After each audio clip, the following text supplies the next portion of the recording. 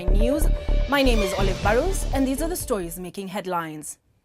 For those who subscribe to it, the sausage made from animal innards and popularly known as motura probably goes down great with a cold beer. But it wasn't a happy meal for 4 in Nakuru who suffered from food poisoning and died. 3 others are hospitalized after consuming the sausage at the Kenlands area of Shabab Estate. Still on sad news, Taita Taveta MP Joyce Lay and Millie Odhiambo were close to tears in Parliament on Wednesday as they shared their struggles having children. The two spoke in support of a bill on in vitro fertilization, which they say will make it easier for women in their bid to have children. Don't have a child, and one of the reasons I have not had a child is because due to my lifestyle, because I'm married to a non-Kenyan and I do not want to have a child with another man and purport and present it as my husband's child. And Madam Speaker, because of the distances, I cannot, and especially because of my age and distances, we could not have a child naturally, unless of course we want to go to the biblical times of Abraham and Sarah, and miracles, and Madam Speaker, are in short supply nowadays. And because of that, Madam Speaker, I have delayed until there is a legal framework, because I don't want to have a child and then after that go to court and start struggling whether this is my child or not my child. Madam Speaker, having said that, I want to say that even if I don't have a child, I am proud, and I want to tell all the women in this country who don't have children that it is neither a crime nor a shame not to have a child. And I'm indicating here because some of our members made very unfortunate remarks when we were politicking.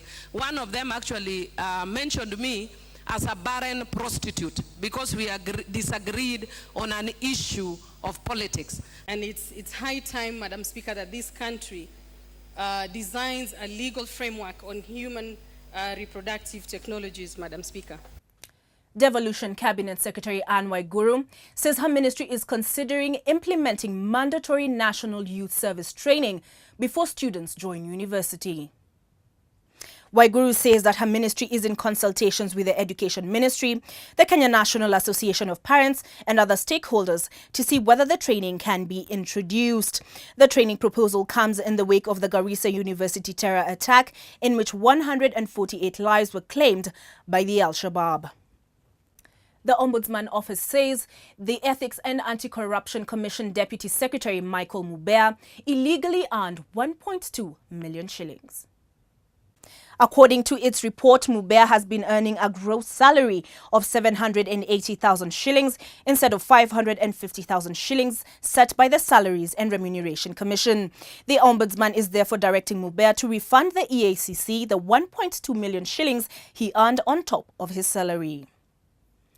The United Nations has warned Kenya that closing the biggest refugee camp in the world would have extreme humanitarian and practical consequences and violate international law.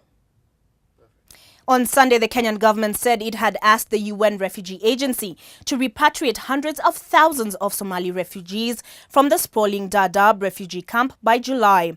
This in the wake of the Garissa University massacre. UNHCR spokeswoman Karine, however, says they are deeply concerned that abruptly closing Dadaab, which houses 350,000 refugees, could have dire consequences. We are thus urging the Kenyan authorities to give the matter further consideration. UNHCR stands ready to continue to work with the government of Kenya to strengthen law enforcement at Dadaab and support other measures to protect refugees and Kenyans alike against possible intrusion by armed actors from across the border. First Lady Margaret Kenyatta has challenged student leaders to pioneer the fight against HIV. She also urged the student leaders to shun alcohol, drug and substance abuse and retrogressive practices such as female genital mutilation, early and forced marriages among the youth. Future leaders, HIV and AIDS continue to destroy the lives of our youth. As leaders, be at the forefront in the fight against this scourge. Also, fight alcohol, drug and substance abuse amongst our youth. Many of you gathered here have probably come into direct contact with a victim of drug or alcohol abuse.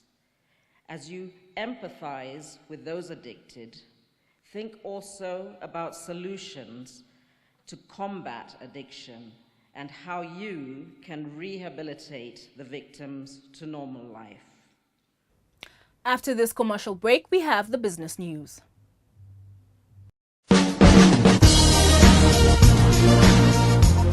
EGG Pay is a new service from Nairobi City County aimed at making life easier for residents. You can now pay your parking fees with EGG Pay conveniently with no hassle. No more hide and seek with parking attendants. No more tickets, no more bribes. To pay your parking fee with EGG Pay, first create your e-wallet if you haven't. Dial *217#. Enter your details as prompted and create your e-payment PIN. Top up your e-wallet via M-Pesa or Airtel Money using business number 147147 and your phone number as the account number. Finally, you can pay for your parking by dialing *217#. Select 2 for parking. Select either 1 for daily. Enter vehicle registration number. Select your closest area number. Select vehicle category. Confirm payment transaction. Confirm your EGG Pay PIN. Then await a text message for confirmation. The process will take you just 5 minutes, but will go a long way in making your life easier. For more information, go to epayments.nairobi.go.ke or call 0788 200 000. EGG Pay means your right to expect service. EGG Pay, malipo kwa urahisi. Safaricom has announced that the transfer of M-Pesa servers from Germany to Kenya will be complete in the next few days.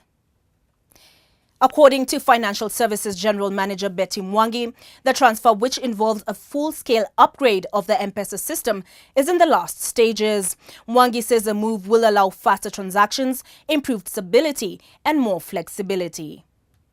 The actual system that we've been operating off for the past 8 years has actually not been within the boundaries of this country.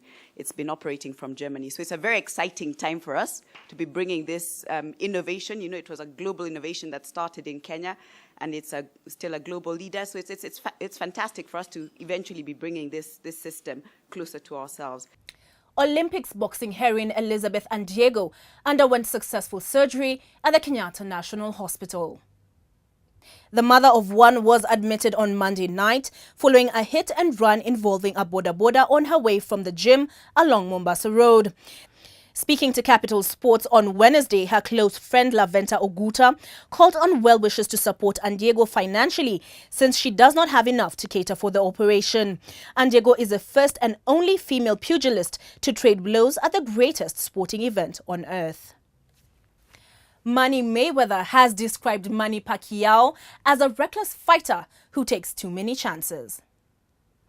He was referring to the Juan Manuel Marquez knockout of Pac-Man in December 2012. The two face off on May 2nd. That's all we have for you on this edition of Capital TV Online News. My name is Olive Barrows. Thank you for watching.